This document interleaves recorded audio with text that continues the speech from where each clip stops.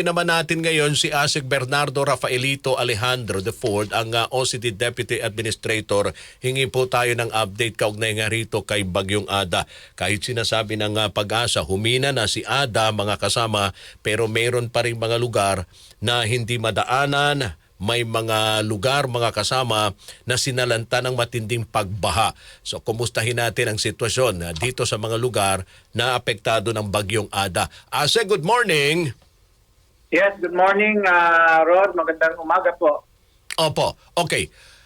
Una, sir, ilan pang mga lugar ngayon na mayroon pa ba ho, mga lugar na lubog sa tubig baha at ilang ang mga nasa evacuation centers pa, sir?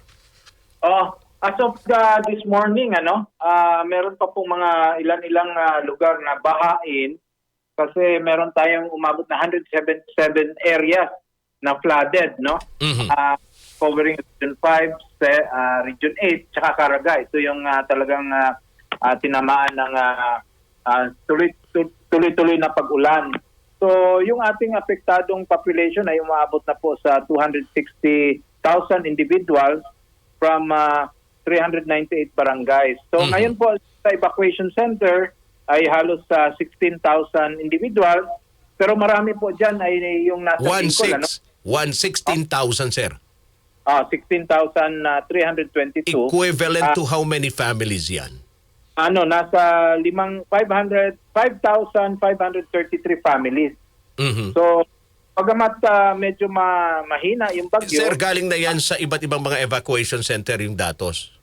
Opo. Pero as we speak, madadagdagan pa ito kasi Region 5 lang ang marami dito, Region 6, Region 8, no? Mhm. But ito nga, ang binabantayan natin, Rod, talaga itong Bicol area, lalo na yung sa Albay dahil yung sa pag-alboroto ng Mayon. But yun nga, tuloy-tuloy yung pag-ulan at inaasahan naman nating hihina lalo itong bagyo.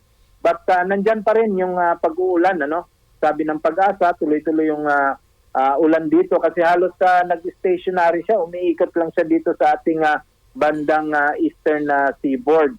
So, yun po. May mga bridges tayo at roads na naging not passable lalo na sa Catanduanes at sa Albay dahil sa pag-ulan, doon din sa Samar and Leyte area. Okay. So, yun po, nabantayan natin. Okay. But pinakamatinding epekto nito so far is yung pag-suspend ng sea travel. Kaya po halos meron tayong 10,000 pasahero na stranded, but hopefully today tingnan natin kasi na-lift na yung mga storm signals at baka bukas na po ang yung Matnog to Allen na biyahe at yung Samar to Caraga to Surigao na biyahe. Ito po yung ating mga major ports na dinadaanan ng mga rolling cargos at saka mga buses po from Luzon to Mindanao. ASEC, wala ho bang mga naitalang missing, may mga nasugatan o may mga namatay dito kay Bagyong Ada? Itong Ada, dalawa lang po ang na-report sa atin na namatay. Ito yung na landslide sa Matnog, Sutugon. Ito ba yung mag-asawa, ASEC? Opo, ito po yung rock slide doon sa Matnog sa Bicol, no? Mag-asawa, but other than that, wala po. Kaya okay naman. But yun lang nga, yung mga evacuees natin, lalo na nag-preemptive tayo sa Samar, Bicol area. Dumating talaga yung pag-uulan. But ito nga, unti-unti na silang bumabalik. Ang naiwan na lang talaga dito yung nasa Albay, no? Kasi dahil sa Mayon. Okay, binabanggit nyo yung Albay kasi nung nakaraang linggo, habang papasok pa lang si Ada, nagsagawa na ng preemptive dahil ang isa sa mga kinakatakutan yung lahar flow. Okay? Dahil ganito kay Bulkang Mayon. Okay. Nagkaroon ho ba ng lahar flow? Wala naman. Wala naman so far. Ito lang yun palagi natin sa ginubatan na itong Masarawag area, no, na palaging gumagalaw yung lahar dyan, umaabot sa main highway. But so far, medyo na-clear na rin. Sana nga lang mahinto na itong ulan kasi pag tuloy-tuloy pang ulan doon sa area na yan, sa ginubatan, ay tuloy-tuloy din yung pagdala ng tubig ng mga lahar pamputang main highway dito sa may Ginubatan area. Opo, okay. May mga lugar pa rin po ba na walang kuryente, walang tubig, walang internet dahil dito kay Ada, Asek? Based sa report namin ngayong umaga, meron pa rin sa Bulan, Sorsogon at saka sa Agusan del Norte, no, na may interruption, but very minimal po. Sa water interruption naman dito sa Leyte, meron tayong nakuhang report sa Babatngon, Leyte, na may water interruption. So far, yun lang po. Sa Sorsogon, power interruption sa Bulan, at saka sa Agusan del Norte, yung munisipyo ng Tubay.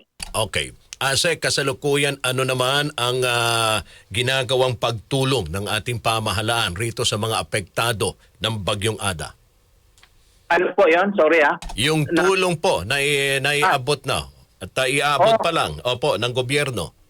Opo. Tuloy-tuloy yung pagbigay natin ng tulong. In fact, as of today, 6.4 million worth of assistance na po ang naibigay sa Region 5 and Caraga. Ibig sabihin, ito yung augmentation natin sa mga LGUs galing sa DSWD, lalo na food and non-food items. So 6.4 million, but titingnan pa natin yung ibang mga tulong ng ibang ahensya, no? Kasi ngayon na mag-improve na yung weather, syempre papasok na dyan yung tulong natin sa agriculture, tsaka yung mga datos na medical assistance na naibigay natin. But so far, 6.4 million worth of assistance na po ang naibigay natin dito sa Region 5 at saka sa Caraga. Alright. Asek, maraming salamat sa pagbibigay niyo po sa amin ng update kaugnay nga rito sa kalagayan, sitwasyon ng ating mga kababayan na apektado nitong Bagyong Ada, lalo na dyan sa may Bicol region. Opo, Rod. Maraming salamat din po at maraming salamat sa lahat ng tulong ninyo sa amin dito sa OCD po. Opo, anytime, Asek. Thank you po. Mabuhay po kayo. Mabuhay ang OCD. Thank you po. Maraming salamat at magandang umaga. Magandang umaga. Asek Bernardo Rafaelito.